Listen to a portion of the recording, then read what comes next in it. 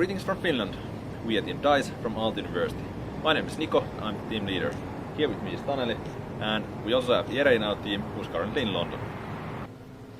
In this presentation, we will analyze and give our recommendations on Volkswagen's 5 most critical issues to help them pursue and clarify their strategy 2025.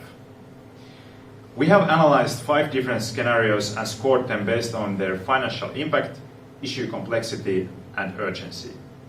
Next, we will go through them one by one in the order of priority. The first priority is the e-mobility strategy.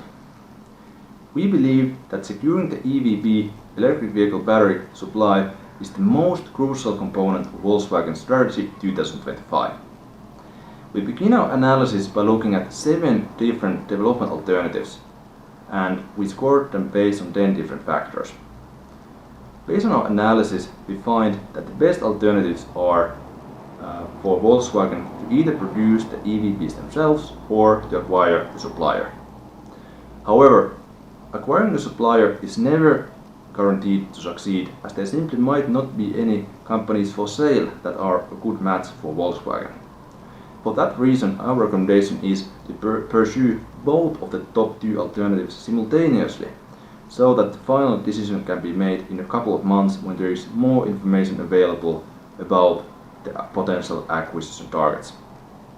Whatever the final decision is, it will surely take some time to secure the EVB supply. In the meantime, our recommendation is to get another contract with Panasonic because they offer good quality, enough capacity, and a decent price. The second priority is all about strategy, group structure, and cost optimization.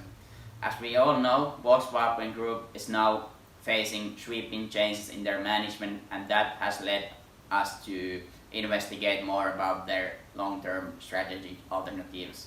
So in our analysis, we're going through 2 alternatives, which are cost optimization and divestment strategy. Our conclusion is that we should go with cost optimization strategy, since we are getting a lot of savings from there, and by doing that we will reach the management profitability target.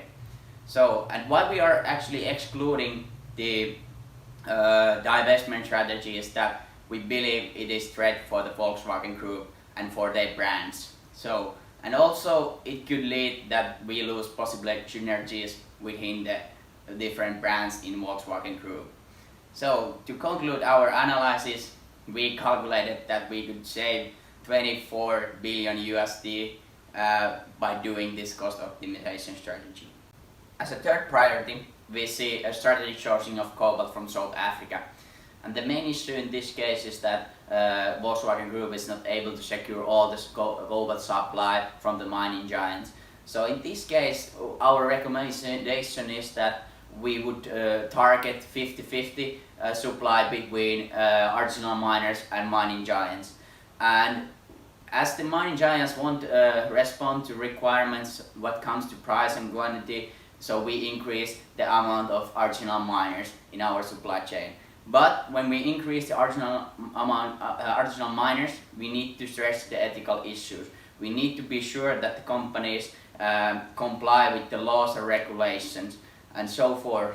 And in the end, to conclude this, about 50-50 supply chain, we would increase Volkswagen Group's flexibility, and also it increases the power when they go to negotiate with the artisanal miners.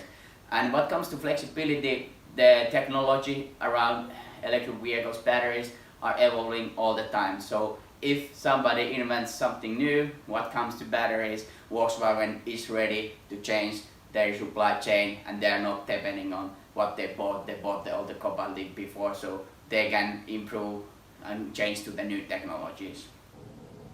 The fourth priority is product portfolio rationalization, for which we had 2 key objectives. First, to reduce the prices of volume range in key emerging markets. And second, to identify the loss-making car models and to cease production. We started our analysis by identifying the key targeted markets. After that, we found the price elasticity of the demand and then we estimated the optimal amount of price reductions. Finally, we identified the loss-making car models and decided which ones to keep in production. In our analysis, we found that Volkswagen should rationalize its pricing. By reducing the prices by approximately 25%, we found that the sales volumes could go up by approximately 33%. So there's clear increase in revenue. Finally, we found that by reducing certain overheads, Volkswagen could achieve additional cost reductions, and this could come from certain support functions. The fifth scenario is about environmental legislation. Soon regulators will impose fines of 500 million euros a year for those who do not meet the regulatory standards. Now Volkswagen has three options. They can invest in brand new engines, they can modify the current range of engines, or they can take no action at all. Based on our net present value calculations that take into account the initial investment, the fines, and the change in future demand, we find that actually taking no action at all is the best alternative from a financial standpoint alone.